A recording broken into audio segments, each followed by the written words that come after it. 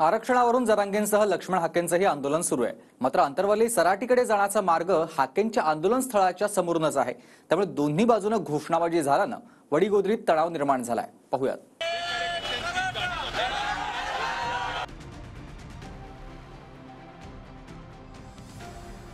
1.5 किलोमीटरच्या अंतरावर मराठांसाठी मनोज जरांगेंचं आंदोलन सुरू आहे। तर ओबीसी आरक्षणात मराठे नको या मागणीसाठी लक्ष्मण हाके उपोषण करतायत।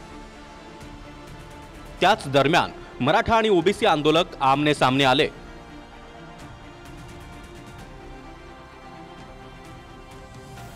अंतरवली सराटीमध्ये 5 दिवसांपासून मनोज जरांगे पाटलांचं उपोषण सुरू आहे। तर अंतरवली सराटीपासून 1.5 किलोमीटर अंतरावर असलेल्या वडीगोद्रीमध्ये लक्ष्मण हाके 3 दिवसांपासून उपोषणाला बसले आहेत। वडीगोद्रीवरून जरांगेंच्या उपोषणस्थळी अंतरवली सराटीकडे जाण्यासाठी एकच मार्ग आहे। वडीगोद्रीवरून जाताना दोन्ही बाजूने घोषणाबाजी झाल्यानं तणावाची स्थिती निर्माण झाली। आता संघर्ष टाळण्यासाठी पोलीस बॅरिकेडिंग करून दोन्ही मार्ग वेगळे करून देणार आहेत।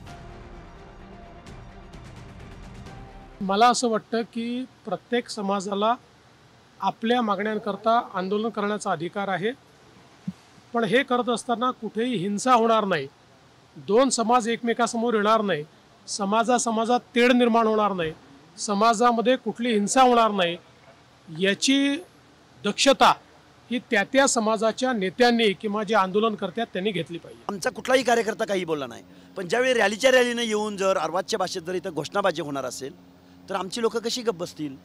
त्यामुळे झुंडशाहीच्या जोरावर दबाव टाकण्याचा, प्रेशर टाकण्याचा जर कोण प्रयत्न करत असेल, काय चाललंय? 1 वर्ष झालं महाराष्ट्र पाहतोय, 1 वर्ष झालं गजाळपोळ करताय तुम्ही, 1 वर्ष झालं शिवीगाळ करताय तुम्ही। आम्ही शांत बसलो म्हणजे आम्हाला काही कळत नाही, यांची झुंडशाही आम्ही सहन करायची। त्यामुळे इथून पुढच्या कालावधीमध्ये गावगाड्यातला ओबीसी एकत्र येईल आणि जशास तसं उत्तर देईल। आरक्षणावरून हाके आणि जरांगे यांच्यामध्ये पुन्हा एकदा शाब्दिक चकमक सुरू झाली आहे। हाकेंनी मुख्यमंत्री शिंदेंवर निशाणा साधला तर जरांगेंनी फडणवीसांना टार्गेट केलाय। जरांगे अक्कल नाही, काडीची अक्कल नाही, काडीची। आम्हाला वाईट या गोष्टीला तुला नाही आम्हाला माहिती आहे, पण मुख्यमंत्री तुझ्या तालावर नसतो, तो देसाई कालचा उठसूट इकडे येतो। देसाई तुला दिसलं का एखादं ओबीसीचं आंदोलन आणि सगळ्या जातींना बरोबर घेऊन चालतो मुख्यमंत्री? कसा चालतो सांग बरं? या सगळ्या प्रश्नांची उत्तर आम्हाला हवी आहेत। मागच एक आमदार म्हणला ते देवेंद्र फडणवीस तिकडे बदग बसलेलं एक हे तिकडे शिवाजी महाराजाच्या लढ्यात होतो म्हणला, मी काय आलो होता कोणाला माहिती हो हेंद्र तेव्हा मला मणिपूरची परिस्थिती होणार आहे। त्याच दिवशी का मुर्तब झालेलं आहे। यांना दंगली घडायच्यात राज्यात, यांना निवडणुका पुढे ढकलायसाठी यांना दंगली करायचं आणि म्हणून यांनी आमच्या पुढे आंदोलन बसवलं। हे आंदोलन आरक्षणासाठी नाहीच आहे, त्यांचं फक्त भांडणं खेळायसाठी। जरांगेंच्या उपोषणस्थळी मंत्री आणि सर्वपक्षीय नेते भेटतात, मात्र ओबीसींच्या आंदोलनाकडे कुणीही पाहत नाही असा आरोप हाकेंचा आहे। जरांगेंना रात्री बेरात्री भेटणारे शरद पवार देखील महाजातीवादी आहेत अशी टीका देखील हाके यांनी केली आहे। शरद पवारांची तर सगळ्यात मोठी जबाबदारी आहे। जाणता राजा, अनेक वेळा मुख्यमंत्री, घरातली सगळ्यात महत्त्वाची पदं कायम घरात।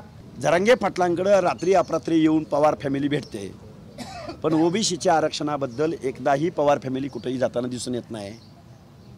पवार हे महाजातीयवादी पवार आहेत, महाजातीयवादी महाराष्ट्रातले। संजय सरोदेसह दत्ता कानवटे, TV9 मराठी, जालना।